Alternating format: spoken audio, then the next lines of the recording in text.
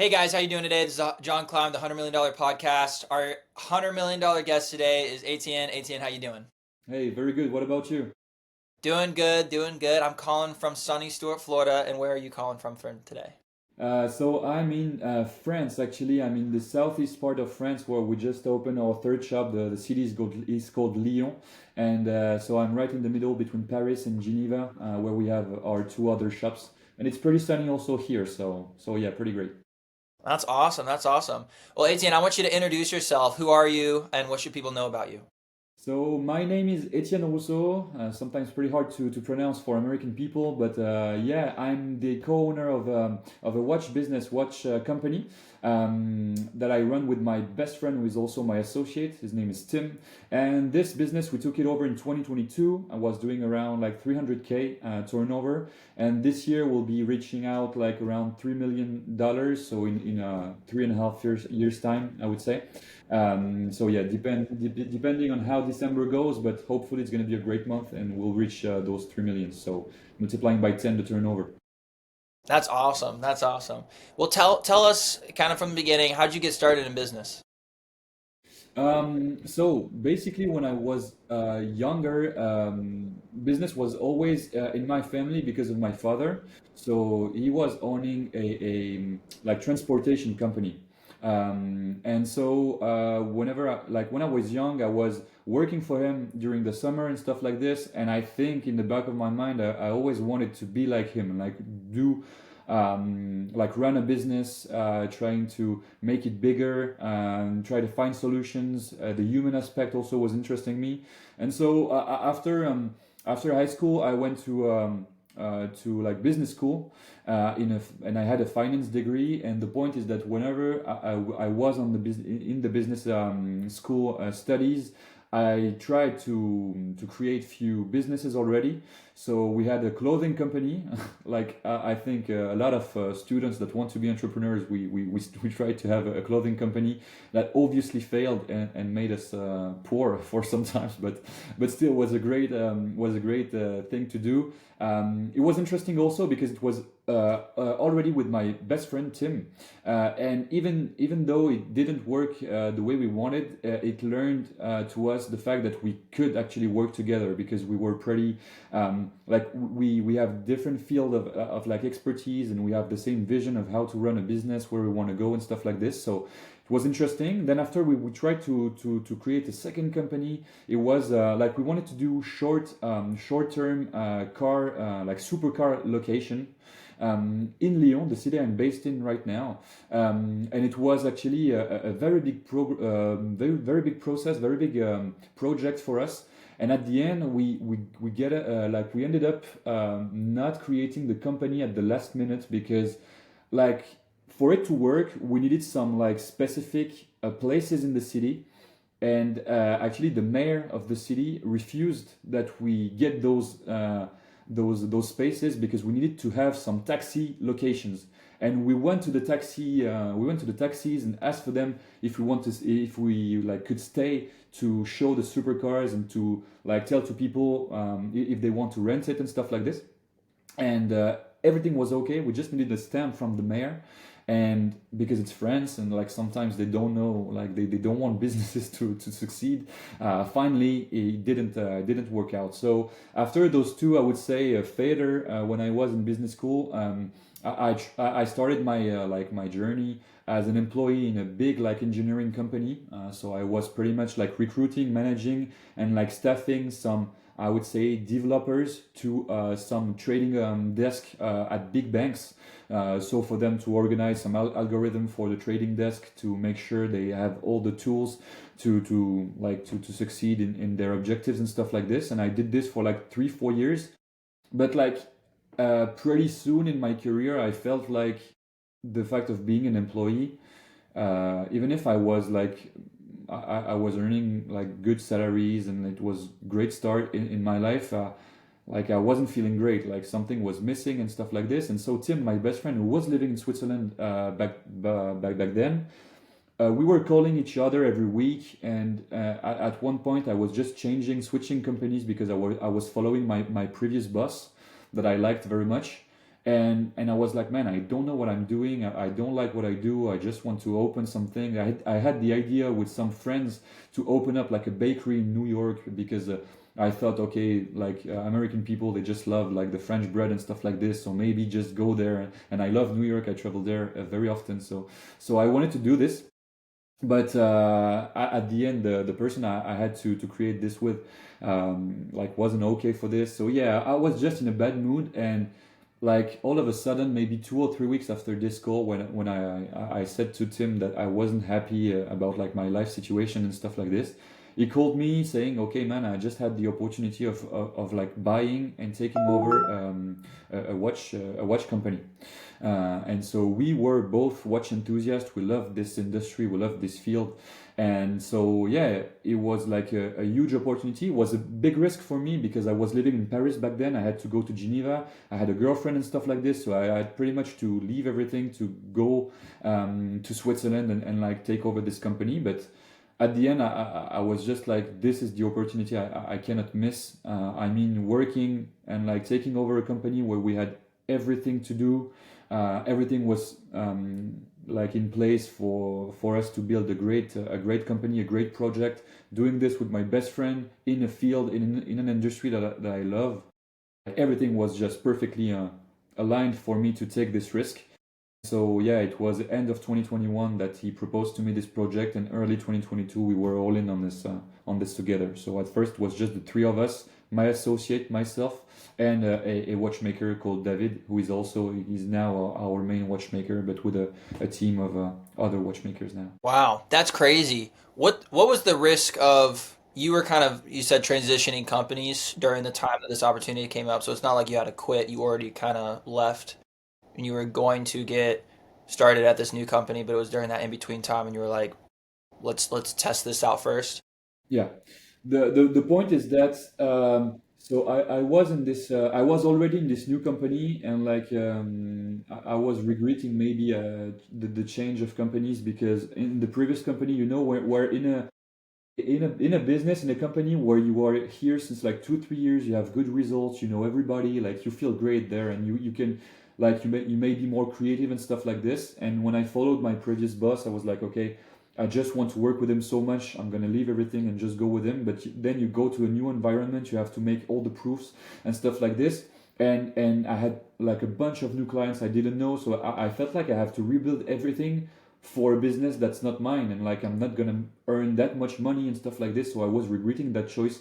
And so that's what makes the choice and the risk even easier. The biggest risk was just to, I would say, especially in Europe, I don't know. I think it's pretty different compared to the US, because I've studied there for 6 months, and I feel like the mentalities are pretty different. But like in Europe, if you are in a field, in a sector, and like you change completely to have like your own project or stuff like this, it might be hard to come back to the previous place where you've been before, because maybe the boss will think like you are a bit unstable, and like you will want to create your own company and leave pretty soon and stuff like this. So the risk was just like going out of this field. But the point of me being 26 by the time, and like already in life having some doubts about doing this all my life, made the risk like not that big to have. And like the main point was that I had all my life like in Paris. I had my apartment, all my friends, all my habits, my girlfriend and stuff like this. And like I had to pretty much leave everything to go live in Geneva. It's a pretty different atmosphere, I would say. Paris is like living like very fast, and Geneva, it's more, I would say, it's calmer. It's like a business area, but it's calm in Switzerland. So it was pretty different, but and at the end, I ended up like living between both, because I was in Geneva during the week, and I came back to Paris on the weekend to see everybody. So yeah, it was at the end. I mean, it was not. It was a risk, but it was not that easy, that difficult to take. Yeah. What's the deal? Because I'm interested in like what's the financial risk? Obviously, it's a big, you're moving to a new place. What's the deal that you had structured with this guy? Okay, so basically the deal is pretty funny. So credit to my best friend. So back then I didn't have much money, but he wanted me in the company because he trusted me and like he knew we could work together because of all the projects we had together before. And so at first, when he got the opportunity, he's the one who bought the company at first, and I became a partner after like 6 months, something like this. The time of like having some money coming and stuff like this. And so basically, my best friend is a big car guy, so he loves supercars and stuff like this. And he became, I would say, friend with the previous owner of the brand who wanted to let it go because he was going in like I think it was around 60, something like this, 55, 60. Made a lot of money in so in the watch industry, in the car industry also. Plus he just sold his big house in Switzerland for a few millions, so didn't need any money, and like he was not feeling going again and like rework and rebuild the whole company after COVID was difficult. And so my best friend became friend with him. And back the time he had a Lamborghini Aventador, so it was an SVJ, so pretty expensive car. And the fact is that the previous owner of the brand just sold his like maybe 6 months before, and he regretted it. So like he had a kind of joke saying, "Okay, if you let me your car, I'll let you the brand." But at the end, it's like what happened for real. The basis of the deal is a certain percentage of the company against the car of my business partner, of my best friend. So that's how we got into it. So at first, the previous owner kept some parts and some business shares in the company. But after a year, we took over the whole thing. I became a partner then directly, and yeah, after so I think it's a funny deal because like a car against the company is not something usual, I would say. But like I mean, the car had a real value. So at the end, it's pretty much value and money against the company. But yeah, it's a funny deal that we like to share. That's awesome. So you basically bought the company. I wouldn't say well because your friend was I guess out the car and he had a lot of money tied up in that car. But technically could he get that car back? So I Yeah. mean it kind of was a win-win, but you kind of almost just took over this company. I mean not free obviously, but it's such a what a unique deal, kind of a thing. Yeah, that was the point. And the fact that he was like Tim, so my partner was like guessing about maybe selling his car to do some more investment and stuff like this. So at the end, yeah, it was the perfect deal at the perfect moment, I think. And just for the people to understand, for those who will look out at the company called, so it's called Blackout Watches. We didn't name drop the name of the company so far, but if you want to look into it, I have to say, and it's pretty like important that Tim. So we were 26 by the time, and he's like a self-made person. Like we come from very small city in France. Like his parents didn't give him money or something like this. He's like the pure entrepreneur in his mindset. So he started real estate and finance pretty early in life. And so thanks to a lot of like apartment, like basically he was buying big apartments and he was like doing some work on those to have like co-locations, is it the word in English? Yeah. So to have like 3 4 rooms, and so to have a very big rent at the end of the month, and he was doing this with a lot of apartments. And so that's why because his dream was to have like supercars and stuff like this. So he really wanted like very early to work a lot to have the opportunity to buy himself some like Ferraris, Lambos, and stuff like this. So yeah, that's how we got into this because sometimes when I say, okay, we bought the company against like a Lamborghini Aventador, people think we are just like two young guys with very rich parents that gave us Lamborghinis like this. But no, it's not the case. He worked his ass off to have this. And yeah, I would say I'm pretty lucky to have him as my best friend because without him, I wouldn't be here today, and I wouldn't be running this company with him. So yeah, big credit to him. Yeah, man, what a cool story. I love multifamily real estate, and I think that's awesome that he does that. Maybe we'll have to do another podcast Yeah, sure. with you and him as well to hear about how he kind of got up into be able to even have the Lamborghini to trade.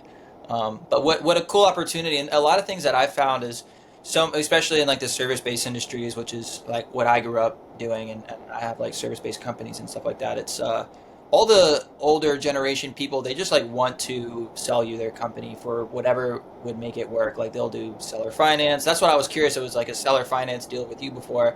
But like whether it's like seller finance or percentage of profit until you pay it off, like they'll make it work for a young guy that wants to take over the business. Yeah. I think there's so many businesses out there that would be interested in doing like something like that. And the way that like how you guys acquired this was like, I mean, obviously you had to have had the Lamborghini Yeah. in the first place, I'm, but I don't know. I mean, it seems like your friend Tim is a really nice, sociable guy. If he didn't even have that Lamborghini, maybe you guys would have even figured out some kind of other deal because it seems like the Yeah. guy that you bought it from is pretty negotiable. Yeah. So you guys ended up. How did that deal end? You guys are. I mean, I'm assuming just totally took over. It's yours now, not his anymore. Was it just here's now you fully get the Lamborghini and that's it? Yeah, so basically, so yeah, just to come back to what you said about Tim before, so yeah, he's a very like he's someone who sees very well the opportunities. If you want to do an episode with him, I think it could be interesting. He actually speaks very good English. Also, he studied for a year in the U.S. When he was younger, and yeah, so at first the deal was like 70% of the company against like the car plus a little amount, but we had the opportunity to buy back the 30% left, like after like a year, and that's what we did because we thought that we had a lot of like upside and good opportunities. Was it from the sales price or was it from the original offers price? Like when you guys did you guys reevaluate the 30%? Oh yeah, no, it was at the original price. Yeah, that was the deal. Yeah, that was the deal. Like at first, he wanted us to see that the company he was selling had like a great value, I would say. And so when we analyzed all the balance sheets and stuff like this, we've seen that the like actually the company the structure the finance structure of the company was pretty great. It was like a company with not much of like fixed um, depth, I would say. And so we felt like there was a lot to do very quickly to make it grow and grow fast. And like there was not like big debt to reimburse and stuff like this. And so yeah, we arrived to a point where we said an amount, and he said, okay, let's do 70% of this amount. I'll leave you 70% of the company. Then you will be in it. You will be able to see like the real like the real company by working into it. And like if you want to buy back the 30%, I'll just sell it to you in a year. And so that's what we did. Yeah. Wow, that's awesome. So within the first year, how much did you guys grow the company from 300,000 to what in the first year?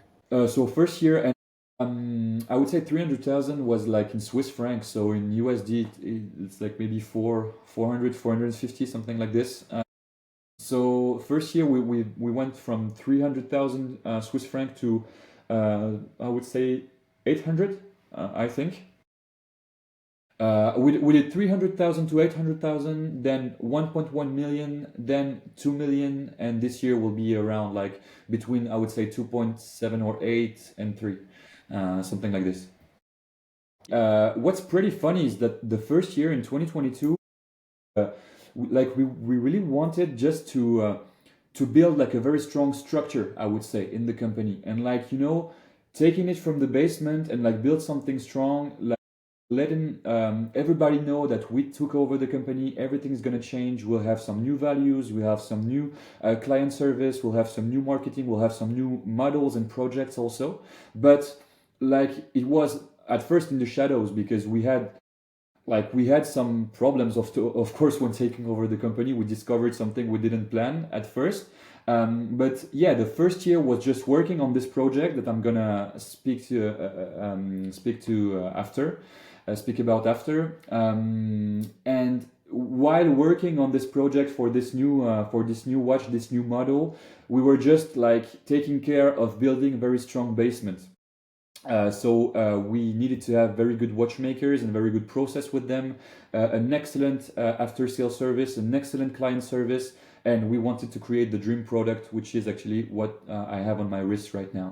And so the first month weren't that great, but when we launched this product, it was in November 2022, it started peaking.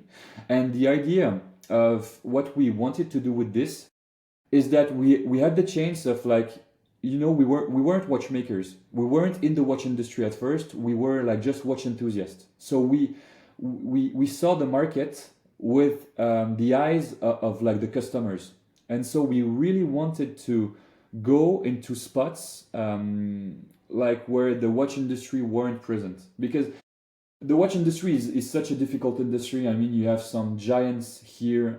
We could speak about like Rolex, AP, Patek, Richard Mille, and stuff like this. We have like tons of giants in the market. Plus, there are so many independent brands. Like there are hundreds of those. But like when you look at them like in details, most of them are doing the same thing, communicating the same way, and like there's nothing really new. And like this is a kind of a old guy industry, I would say. Everybody's like always communicating with the same assets, and we said, okay, there's an opportunity there by creating a product that will make people speak. I don't really know what's the name in English. It's divisive, I would say. Divisive, is it something understandable? Yeah. Like I mean, when you create a project, like some people love it and some people hate it. Diversity, differentiation. Yeah, yeah. I, What? I I mean, just like we wanted to like come in the market with a project that would be so different compared to what was here in the first place. Like everybody would speak about it, and like some in like a good way because they will think it's like awesome, and some won't like it because like it's not in the industry standards, I would say. And so that's what we wanted to do with this. So basically, this watch. What is special about it is that it have all the most luxurious codes of watchmaking into a watch that is accessible, I would say. This is worth 3,500 USD. When you look Is at that it, the XP1? yeah, absolutely, it's the XP1 model. When you look at it, it has all the specification of like a 100K watch. It's a forged carbon case. It's a tonneau shaped watch, which is like most like often related to RM, but they did not invent this shape. But most of the very famous brand of this kind of shape, which are Frank Muller, Richard Mille, Bianchet, Custos, it's very expensive watch. And the movement is really important in this because I don't know if you can see it properly on the cam, but like it's a tourbillon movement, and like the tourbillon movement is maybe the most it's the elite of the movement in watchmaking. It's the dream for all the watch enthusiasts. But the problem was, like in this field especially, you have either Swiss-made tourbillon that are very beautiful but like very very expensive. Most of the watch enthusiasts cannot afford it. And on the other hand, you have some Asian tourbillons that are of course accessible but like not reliable at all. And we really wanted to create like a new price positioning for this special complication, this special type of movement, by doing a hybrid type of movement. So basically, the idea was to import some Asian components, some Asian movement, have them in Switzerland with our watchmaker, which is an expert on this, and like understand why it's not reliable enough, which are the components in the watch that are not good enough, and recreate those in Switzerland with some high standards to actually create a hybrid movement that have the I would say the Swiss made standards, but since it's like imported at first from Asia, the price will stay accessible. And so this way we have a watch with the return rates that are comparable to Swiss made watches, but for a price that is I would say like 10-15% of the normal Swiss made price. And so for all the watch enthusiasts that wanted something new, that dreamt to have a tourbillon in their collection, now they have like the possibility to have it, not by just buying, I would say, a bad piece from Asia that is pretty much a copy of like big brands, and like the things like stop running after 6 months or something like this. So yeah, that was the idea, and it worked out because like whenever we released the first 100 pieces, we released it on pre-order, and it was sold out before coming in stock. So it was a pretty good signal from the market.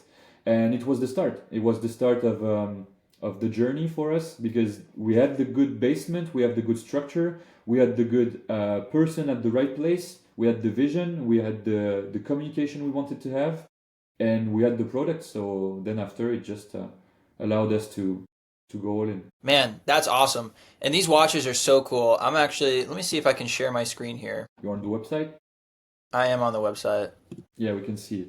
So this I is want the you to tell me about this one. So this is more of your entry, yeah, super that's the entry level range actually entry. because like this one we just released it a few weeks ago, and if like the point of like releasing this watch is that because before we had some entry level range which is like below 1,000 USD, and we had our catalog mainly around the tourbillon, which are around 3,500 something like this, and so we had a previous product that wasn't up to a standard, I would say. And when we erased it from the catalog because we were sold out and we didn't want to restock it, we had a huge amount of messages from people saying, "Okay, we love what you do on watches. We love the way you're communicating. We love the company you are creating, but like for them, 3.5K is already a bit difficult, or they want to have a more accessible product at first to test it and like touch it in their hands and see how it goes before going to the higher product." And so we designed this watch, which have our tonneau shape signature shape, but we really wanted to have this sporty look, the skeleton. This one is an automatic movement. This is not a tourbillon. This is one of the only watch that we have in our catalog which is not a tourbillon watch, but it's like a good.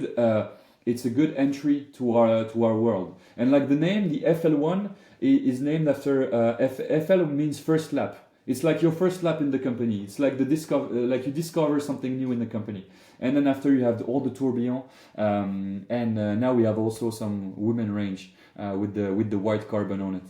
So yeah. Yeah, tell me about this wormhole. Okay, so the Wormhole is actually a watch we released this year. It's a very, very interesting watch because we tested something really new about it. It's a watch we co-created with an English design label, which is called Black Corner. And the idea was to create a whole story and not just a watch. The watch is called the wormhole. So in physics, sorry, the wormhole is like a shortcut in the universe. You know, you come by a black hole and like you go out from a white hole. And so we wanted to create we created a whole movie and a whole documentary for the release of this watch that we had in Paris. So it was in Paris. We had 200 people in a cinema. And like we released the movie and the documentary about the watch. And the whole idea was to say, okay, sometimes in life, you'll have some shortcuts. You'll have the possibility of becoming who you want to become.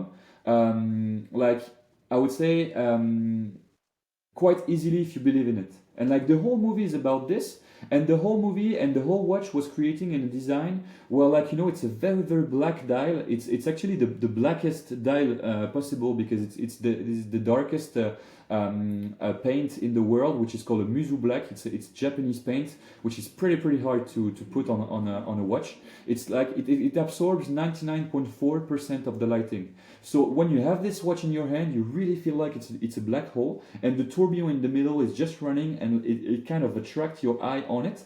So it's like you are attracted by the dark hole, and like on the other side, if you look at the back of the watch, it's very white. So it's a whole complete, like if you scroll down to the gallery, so again, and after you'll have the gallery. Okay, perfect. Here, I don't know if we have a picture about the back of the watch, and yeah, so it's very white as you can see, and so Beautiful watch. Wow. yeah, it's fun, and like the whole thing was to say, okay, the whole thing was about an astronaut that was like completely lost in his life, and like when he's lost in his life, the tourbillon is like not running, but then after he started believing in himself, believing in his dream of becoming an astronaut, and like in the movie, as long as he's like coming into the black hole, the tourbillon starts running quicker and quicker because he's like realizing his dream. And so the whole message about the watch was like, when you look at the watch, we want you to look at the not just as a watch, but as a whole concept of like, if you want to like achieve your successes in life, you can do it, and this watch is like the manifest of this.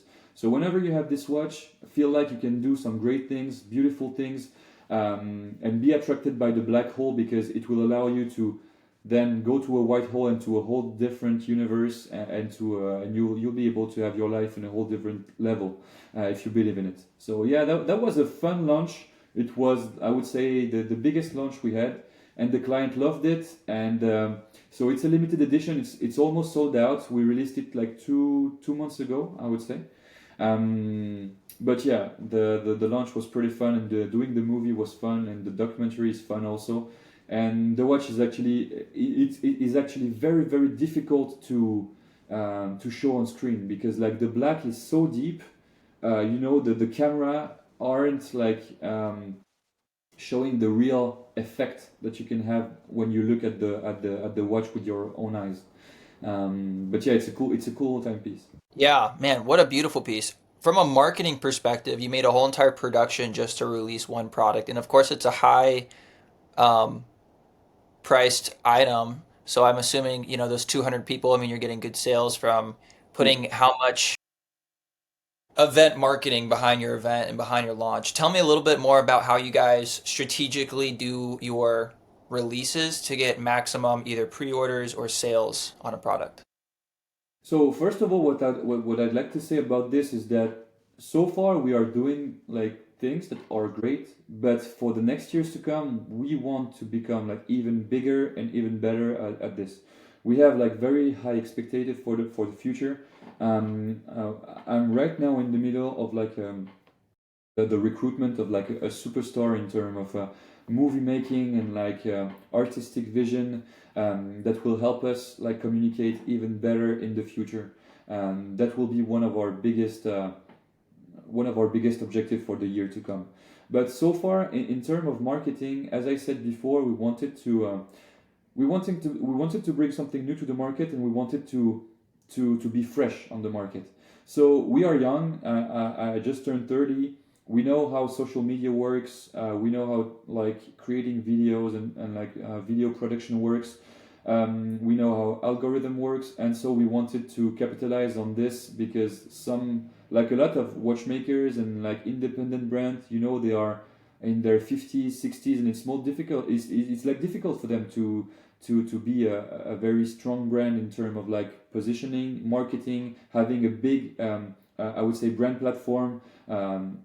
On our side, whenever you see one of our ad, like it's us, because we have this black aspect. We wanted to have this very, very big brand platform, for us to be really visible online. For all the US persons here, what you have to know is that at first, in like 2022, 2023, 2024, we really focused on the French speaking market, because for us it was easier to just grow in the area where we are, and just communicating in our own language. But since 2025, we pushed like very hard in the UK, and the US is the next target. So like, if you are interested, jump on board with us. But like, yeah, we are getting there pretty soon. And so I think in the coming months you will be seeing, like, if you are interested in the watch industry, you'll be seeing a lot of ads from us. And so yeah, we wanted to bring something different. And something I have to mention in terms of like strategic aspect and marketing is that nowadays most of the brand, when they are creating new watches, they go to resellers and like distributors to enter a new market. But the point is that resellers and distributors, they take a huge cut in the margin. And we really wanted to be more of a business to consumer company. And so we wanted to be able to be communicating like so powerfully that most of our turnover come directly from our website and from our shops, instead of going to resellers and to distributors, which is, I would say, a bet. But so far we are pretty happy with it, because 92% this year of the sales are coming directly to our consumers, and we are like capitalizing on it, because it allows us to have a very aggressive price positioning, but just because we are having like we are not cutting our margin by selling to resellers or distributors. Just for the people to know, most of the watch companies, when you're buying them into a reseller shop with a lot of brands in it, just know they are buying the watch at 50% of the retail price, for information. And so at 50% of the retail price, it's if the brand is like directly related to the retailer. Okay, if they worked like with a distributor, so a distributor is even like a bigger person who has like maybe 30-40 shops to put the watches on, so it's very great to have I would say a geographic presence. They are taking like 60 to 70% margin cut. So if the watch is like 10K, they bought it for like 3. And so with 3K, the brands are making some margin because they have to live, you know. And so you imagine the margins in this industry is like very, very big. And so we made the choice of like having a smaller margin, but to offer the maximum value to our clients and to be able to sell to them directly, because we are interesting because of the positioning and the marketing and stuff like this. So that's why maybe it takes a little bit longer for us to, you know, be present in new markets, because we have to build the communication there. We have to put the ads in the right language. We have to have the right celebrities to speak about our watches. But whenever it's there, for us it's like better, because we are having the most of the margin for us, and it allows us to have this very good positioning in terms of pricing, and we offer the maximum value to our clients. That's what I say to my clients most of the time when I'm in the shops, and when I speak with them, is that I'm like 99% certain that we are taking less margin than all the brands in the market, but this means that the client have like the perfect value at the end, and so it helps us grow to have this kind of strategical aspect. And yeah, I don't know if it. I spoke a little bit about a lot of things. I don't know if it perfectly answered your question. If you want me to go deeper into one point, I can, but let me know. Yeah, maybe we'll circle back since we're on the subject of from the marketing angle. How are you coming out with a new product, and how are you marketing it in a way to get max amount of return? Mm. First of all, in terms of marketing, I have to say we are a bootstrap company, as you have as you understood before. Being a bootstrap company, not having like, you know, raised fund and having like tons of money to just ship and do big launches, we have. I strongly believe in the quote saying that the company who is winning in the market is the company who is testing quicker than the competitors, right? So we are having a lot of ideas, but whenever we have an idea, we make sure to test it with maybe like a short limited edition or like a few pieces, and see how the market react first, before, like, you know, having a very strong production and having a very strong marketing about it. It allows us to really focus on the great products, and like sometimes we have bad ideas, but like it's just a test. I mean, it's no big deal. But whenever we are certain, like for example the XP1, so we release 100 pieces, it's a pre-order, it goes out completely even before being in stock. We know we have a killer product, we have to invest in it. The idea for us in the marketing aspect is to create a whole ecosystem. Right now, the client that are buying our watches, they had some ads, they had some YouTube videos about us, they've seen some celebrities they like with the model, they read the Google reviews that are great, and they can see that we have shops, and maybe they come into the shop to see the product live. And so this whole ecosystem makes that at the end, even if we are a young company, they will have the trust to actually buy a watch from us. And the idea was always to build this full ecosystem, because, you know, when you try to sell 3K product online, and like people sometimes they just cannot feel it, they cannot touch it, you need to have like a very, very big trust. And how do you create trust? By having a good marketing ecosystem. And it's not just by insane ads, not just by having insane celebrities having the watch, not just by having a beautiful website, not just by having some shops to reinsure people and say, okay, if I have a problem, I can fly to Geneva and like go to their shop and like ask them some questions. But yeah, it's the whole thing. And for us, the thing that is working the most, and I think that's something we'll try to replicate when going stronger in the US, is being present online, especially on YouTube, on some reviews of big watchmaking YouTubers. So watch YouTubers, watch experts that are speaking about the product and recognizing that yeah, the product is actually great. The thing we are doing is good. That's how we managed to sell and to grow quickly in the French speaking market and in Europe now. Is by mostly by having some big YouTubers speaking about our watches and saying, yeah, the project is great, is cool. This plus the fact that we have ads, plus the fact that we have a great website, plus the fact that our clients are happy, so they are saying it on Google. Everything just create this whole ecosystem where now, yeah, people are just buying online, and we don't have to. We don't even need to have interaction with them. They are already convinced that the product is great. Of course, we have a very, very great client service. So when people are seeing the ads and the videos and stuff like this, and they still have a question, they can contact us. We are very, very quick to answer, either by the chat on the website, either on the email that you can see on the website. Also, most of the people also we give our WhatsApp numbers from the sales team, and like they are chatting directly to our sales guy, and they are just replying very quickly to any demands, any questions. And so the people feel they have like expert they are speaking to, and it helps us just have some trust. So yeah, I would say to answer fully to fully answer your question, whenever we want to focus and have a perfect like launch and keep up with a product that we think is a killer product, we try the best we can to have the whole ecosystem set. So we'll be doing some ads. We'll have some articles about us online. We'll make sure the website is great. We have some YouTubers or watch experts speaks about our watch, and we'll have some celebrities also wearing it.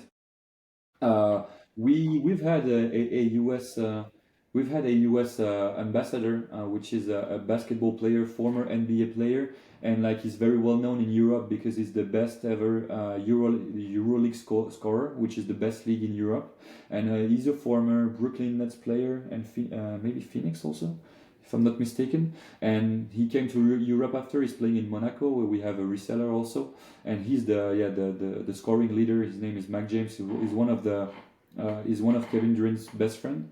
And yeah, for the XP1, for example, we had a limited edition with him. Helps us, in the basketball field, in the basketball industry, helps us build also a big trust. And now we are in talks with an NBA player right now, but we have a pool of like celebrities we just are in discussion with, and like every year we try to release two, three, four. I would say limited edition or collaboration with some celebrities to wear the watches and create something special with them. Yeah. What's your biggest advice on getting either with a celebrity or like a YouTuber to promote your product? That's actually a great question, but I think network is key. Um, at first, I think like the first collaboration and the first key persons to have are of course the hardest to catch because you are like a nobody at first. And I think the key is really to show your passion, to know how to defend your project, and just to make sure to reach out to everybody who can be interesting in term of in term of network.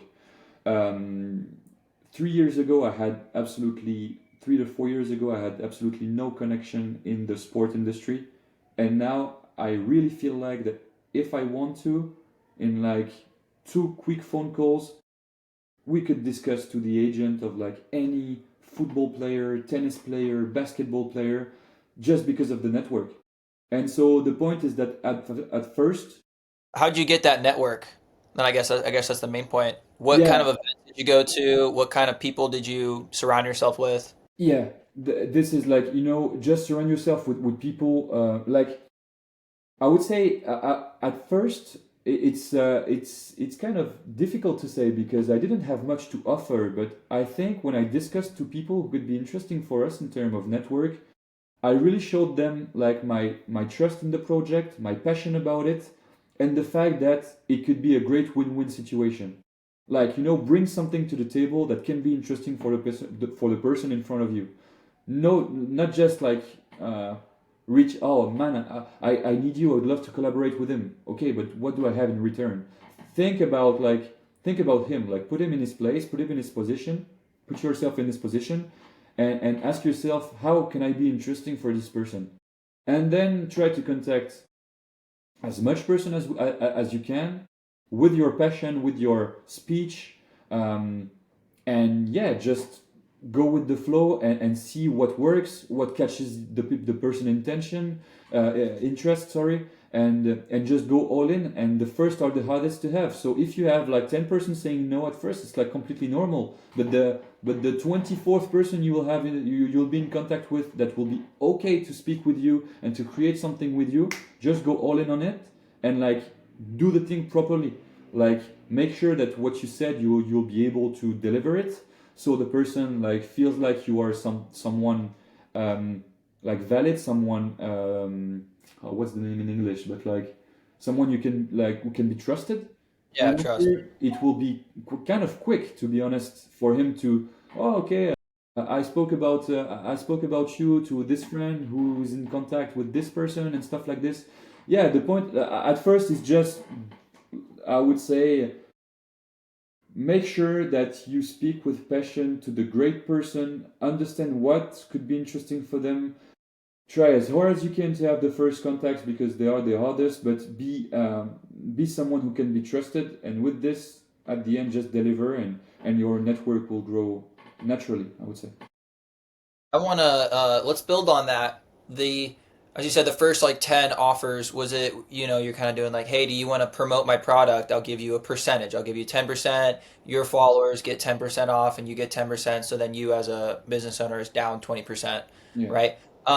And then maybe like that doesn't work for some people. They're like, I don't want to be that guy. But what you were saying with the collaborations, did you start being like, hey, you can have your own signature watch, it's going to be limited time. We're only making like 1,000 of them. I feel like that right there is just even more incentive. Like even if the basketball player who probably doesn't need, you know, the money, but is, would be interested in having his own signature watch. Like that would be a cool thing to be like, this is my, you know, Yeah. signature watch. So tell me a little bit about more of those, like those offers and how you kind of like originally started to try to make these collaborations, and then how you're doing it now, and how, like, what's the best way that you find success trying to get collabs? Yeah, you are absolutely spot on this because at first, like all the agents, when you speak to them, they have some habits. So they know, okay, if I sell a collaboration from my guy to this brand, the price is this. And so the whole point is that try to, yeah, interest them with something different that's not normally on the market, and like make you like you just want to make them go out of their habits to create something. So at first we didn't know, and we were reaching out to like agents and sports guy and stuff like this, and it was not working because we didn't have much money. We were a bootstrap company, and we wanted to do some testing with like low risk, I would say, but everybody was speaking about huge amounts, and for us it wasn't making sense because as you mentioned it, you are speaking to some like football a soccer player. The guys are like earning 10 millions a year, and they want 50K. What's the difference for them? But for us it was a big difference. And when we understood that like offering them a signature watch, because no one is doing this in the industry. Jacob and Co, for example, they did some like special signature watches with a Cristiano Ronaldo. But apart from them, like even if you are Messi or Kylian Mbappe, when they are sponsored by a watch company, they are just wearing the watches of the company, but they don't have like signature watches. And so that's what we offer to them. Okay, man, we are just gonna sit with the designers, understand what would you want, like what would be your dream watch, and let's like create this together, and the watch will have your name, and all your friends and stuff will be happy to buy so because it's your watch. And at the end we were proposing like like a share revenue agreement, a revenue share agreement, to make sure that if the watches are not selling, like it's not a big deal for us because just don't get the revenue share. And like if it's a success for both of us. But still, at the end, you'll get your watch. And this allowed us to catch the agents and the sport guy attention, and that's how we get the first. So we had a first big soccer player in France, then a second one who played in Saudi Arabia, in England, in France also, in Turkey also. And same with Mike James, the basketball player. We had the poker world champion David Iquitai, three-time world champion. We have some very big entrepreneurs also in the French-speaking market, guys who creating like $1 million company, billion-dollar companies. So yeah, that's how we did it. And the point was just to at first to have the idea of proposing something they were not just used to it. So yeah, that's what we did. What's the method of creating a new watch? Because I feel like there'd be so much going into um, design, layout, making an actual watch. So, I mean, you come out with the wormhole, that thing looks totally different from anything I've seen. Maybe there's something like that out there, but not that I've seen. I mean, it's a gorgeous, beautiful watch, and with all the different moving and mechanics, of a watch, like how do you get it into that shape? How hard is it to come up with a new design?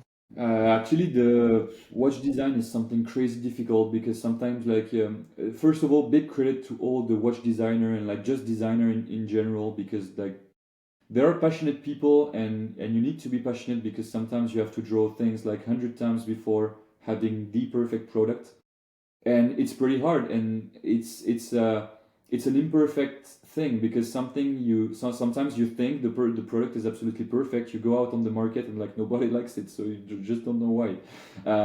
It's to have a product that actually perfectly works. It's a crazy complicated equation of like being at the perfect price with the perfect shape, perfect dial, perfect mechanism, perfect trust of the company, and like the whole thing working all together to have something that works. But most of the time on our side, when we try to create something new, we try to listen to the customers and listen to the market to see, okay, can we bring something new to the market? Can we try to shake a little bit this market? We just, as you've seen, the watches that we have on our shop, the Wormhole or even the XPE, they are not like usual watch you'd like to see, like you will see on every wrist. It's not just round shapes with stainless steel with a plain dial and normal numbers. We try to build something different. And so most of the time whenever like we speak a lot with our clients, either online or on the shops, and we have an ambassador club with I would say the top client of the brand, the one who are supporting us online and coming to all our events, that are like they have strong faith in the company's future, and we discuss a lot with them, and we try to understand, okay, what would be cool for the market. And so for the Wormhole, because you spoke about it, the Wormhole project, like the central tourbillon movement is something very very rare on the market. Plus, it's like very very expensive. And so yeah, whenever we have this idea of like this could be cool because it's not that much in the market, then we do some polls with our best client and also some people in the market to see if it could be really interesting or if it's just something that's not in the market because nobody wants it. But whenever we have something we truly believe in the company, plus the clients are, yeah, they are having good thoughts about it, then we push more in this direction in terms of design. And after, it's just A/B testing like a lot. For example, the XP1, like from the first design and the final one, we've had like, I don't know, maybe 30 different finish of it. Like sometimes, yeah, the Roman numerals are too big. Sometimes it's not dark enough. Sometimes you want it to be more skeleton. Sometimes, yeah, it's just a mess. But at the end, I would say that the gut feeling that you can have as an owner or as a designer, you have to listen to your gut feeling, because whenever we had the final design, like the design we chose, it was like spot on. Yeah, we want this. It's like absolutely perfect. Then after we shared it with some people, and they liked it also, and so that then we decided to create it. But yeah, there's so many things to think about: the shape, the materials you'll use, the dial, the indexes, the movement, the case back, the strap. Like there are so many things, and just having the perfect product takes a long time. And at the end, you test so many things that you have to listen to your gut, and try to match the product that you love with what the market seems to want. And that's how you make products that are liked, I would say, in the market. Hmm. And when it comes to like value proposition and these different brands, what makes a watch, like some of the Rolexes of 10 to 20 to 30 thousand dollars, maybe not even including like the gold or silver or something like that they're using in the materials. But what makes it worth that? Do you think it's just the branding, or do you think like what would make a watch that price? Um, it's like it's a mix of some things, of course, and one of the thing is the Swiss craftsmanship.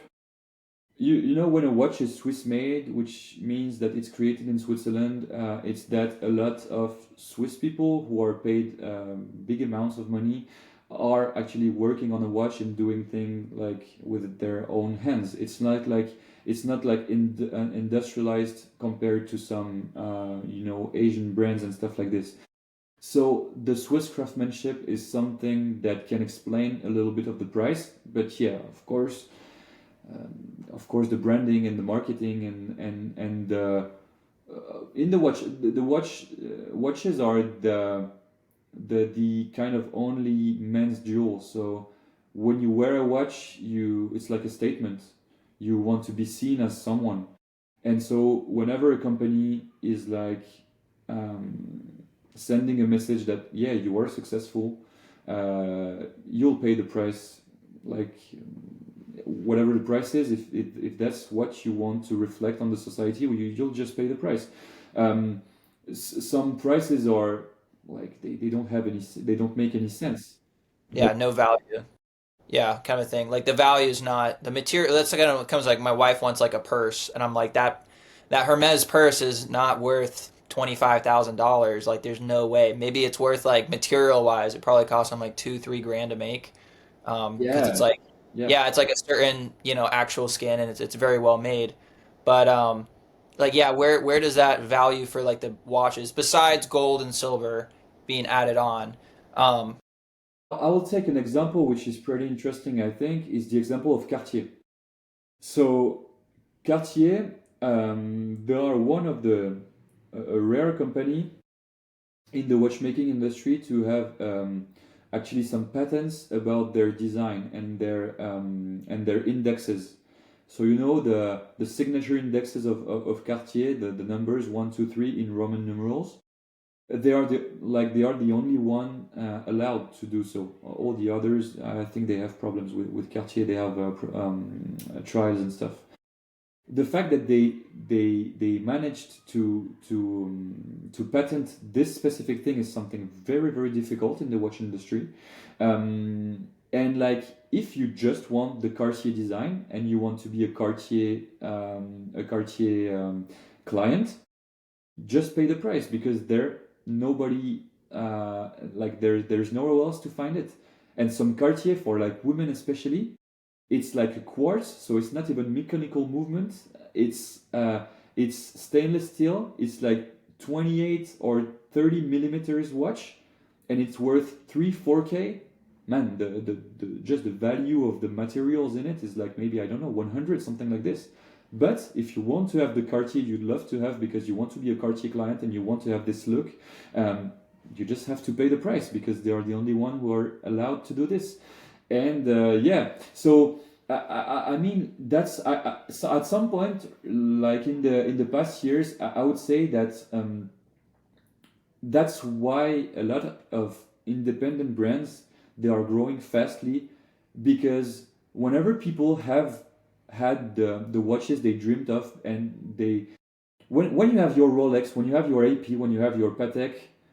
By the way, those watches are like very great watches, especially Patek. I'm a big fan of Patek. AP is like very beautiful also, and I love the So previous beautiful. owner of Yeah. the brand. The watches are like very reliable. They last for decades. The design is great, and you have the social recognition when you have them. So it's not a problem to have those watches. Is great, but like whenever you have like one, two, three of them, then you'll try to have something else in your collection, and you'll try to go to the best value for the price you pay, and that's where the independent brand, and that's where, for example, companies like us, we are arriving to the table. Most of our clients are Rolex, AP, Patek, even RM clients. um, at some point, for a watch enthusiast, you just need to have those to take the fact that okay, you are a Rolex owner, you are in this category of person, and that's it. But then when you try to have like specific complication, when you try to have specific materials, when you want to have specific shapes, then you most likely will go to an independent brand that is a specialist in this specific field, because they will give you the best value for the price you'll pay. Yeah, and then also like I feel like, in my opinion, like I've never bought a Rolex because I feel like everybody has one, I and it's agree. kind of it's like it's almost like I'm trying, sometimes. And I always love the watches that nobody else has. I'm the only one I know when I go to an event. Nobody else has this watch, Yeah. and it doesn't have to be anything crazy or fancy. It's just like nobody else has this. And it's fun. And what I like about your watch is the cool, unique designs that are really cool, very much catch the eye, and it's I mean, of course the goal is one day everybody's going to have one, of course, to be like the Rolex, but I love that, like as you said, just to check the box, like, yeah, I have one, but nobody ever sees it because I'd rather wear, for me, like it's like I'd rather wear something else. And I think that's such an interesting thing. Are you ever going to come out, you guys have plans to come out with like a $10,000 $20,000 watch? Actually, I don't know if with this company, or maybe it will be another project, will reach those numbers. Maybe in the future, I don't say no to this. We have, I don't know when the podcast will be out, but we have a project of like a bit a watch that will be a bit more expensive. Sorry, but I can say much about it right now. If it like if the release of the podcast is before the release of the watch, so I won't say much about it. But yeah, in the future, but like reaching maybe 20, 30, 40K is something we might do, but I think not on the Blackout Watch, Brand. yeah, brand. Maybe it will be another one. We have this idea of maybe coming in the future with some other, create a group and like addressing specific part of the market with specific brands. And yeah, I just wanted to say something because you mentioned it. I think the best marketing fact about Rolex, even apart from all the thing they will do with celebrities, all the fact that yeah, you will get social recognition when you get a Rolex, because that's the watch for the successful people. Their best marketing thing is to make people think Rolex is exclusive.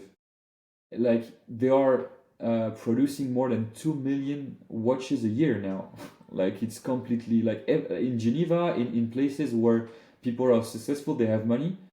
Like if you have a Rolex, you are like exactly like everybody, and so yeah. But when you speak to people that are not really very they are not like big watch enthusiasts, and when you speak about Rolex, they are like, "Oh, you have a Rolex? That's crazy. It's expensive watch, man. You have success." Yeah, but like everybody have a Rolex now. It's really one of the biggest producer in the watch industry. If you have an AP or a Patek, for example, AP is producing 60,000 watch a year compared to 2 million for Rolex. It's like the gap is like also like very big.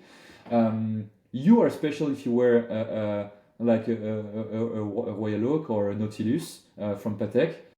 But yeah, if you have a Submariner, man, you're just one. So yeah. Yeah, and that's like so funny to what a different paradigm shift, what you're saying, and it's who are you surrounding yourself with and different things like that. Um, Changes your taste on different things and how you present yourself. But I mean, I totally agree with that. Is the men's watch, and then I mean, really, you have the watch, and then maybe you have like a chain or some kind of necklace. But really, that's it for men. Maybe some rings, But you can't like. Well, it depends on the person, but like, yeah, the watch is probably much the main, most uniquely done thing. I mean, gold chain is a gold chain. Sometimes done a little differently or something like that. Some people have an emblem, but yeah, really the watch is kind of like, okay, this is my fashion statement as a guy. I mean, we don't, I was like, my wife was telling me about this. The girls have all types of different clothes they can wear, all different styles. I mean, guys, it's like different forms of t-shirts, long sleeve, short sleeve. And really the watch is like the main thing that guys can kind of, that and vehicles and different things like that to kind of be like, okay, Yeah, true. That gauging different people. That's a statement, but also that's, I would say, the most symbolic object that we can have. The amount of people who actually want a Rolex when they reach out, when they reach an objective or a certain age or like they want to have like a certain gift. It's like a very symbolic object. And I think that's why the watch industry is so special and it's working so well even nowadays. Is that because it has a lot of it's very sentimental object for a lot of people. Like you remember your first beautiful watch. You remember the first watch that you. There is a tradition. I don't know if it's the same in the U.S., but in Europe, there is a tradition for some families that the the husband, when there is a marriage, he will receive a watch from the spouse the family, and so this is something you remember of. And so yeah, I think the sentimental aspect of this, plus the fashion statement, which is one of the only statement that you can have. Also, yeah, of course, the car, the way you dress, it can tell. But yeah, watch is for sure one of the only object that you can buy that will tell a lot about who you are to the society. So you want to have a watch that reflects your personality and what you are. I want to move along here because I know we're running out of time here, but I want to talk about what is your guys' next 2 years looking like? How are you guys growing year over year? What is your plan to get to 4 million? What are some action steps that maybe we can apply to our businesses that you're applying to yours? So at first I was mentioning it at the beginning of the podcast, but we want to go huge on like media creation. We feel like our marketing and our videos, of course, in the French-speaking market, but also in the UK, is one of the biggest reason why we are here today and the company is working well. But I truly still feel like we are doing like 10% of our potential. So I really want to surround myself and my partners with a team of like super talented, video maker, photographer, persons who are killers in terms of social media buying, algorithm, just to make sure that everybody will hear about us if they are interested in the watch industry at any point in the coming years. I think now in the French speaking market we are slowly getting here, but now the objective is do this at an even bigger scale. And so yeah, I think the marketing aspect is the biggest leverage that we'll have in the coming year. We also want to spend more. We want to take a bit more risk, also about some big collabs that we are doing, even collaborating maybe with some brands instead of just personalities and celebrities. So this is one of the leverage we'll use.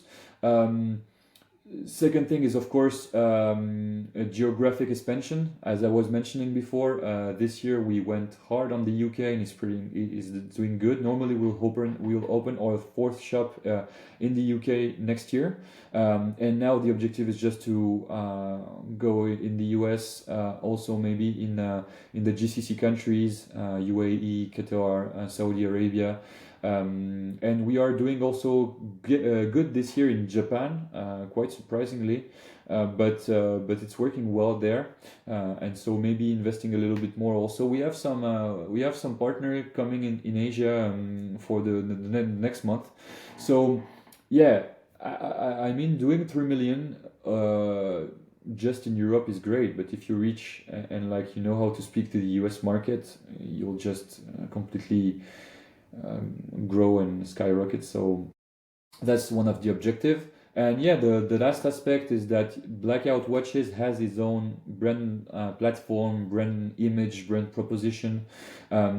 Maybe not, maybe why not? Maybe creating also some, some little brothers, little sisters to Blackout Watches to address also new part of the market, but with a specific marketing with specific details in terms of branding, and that will speak to a special part of the market. So that's something that is not like 100% planned yet, but we are thinking about it, and it might be a possibility in the coming months or years. But yeah, for sure, the objective is to reach 4, 5. Sky is the limit, I would say. So we don't want to stop. Yeah, so I think marketing and geographic expansion, plus maybe some other, I would say, market positioning with some different brands might be some ideas. Do you guys find more success? So you were saying I think 90% is from online, and then you guys have three stores right now. We have this year it will be like 60% online, 30% through the shops, and like 10% through reseller, something like this. And then so you guys are opening up a new shop and then going, but you're wanting to push hard because the online is better margins for you guys that you've found. Yeah, I mean the Biggest shop. problem is people getting a hold of the watch and actually seeing it. What did you say?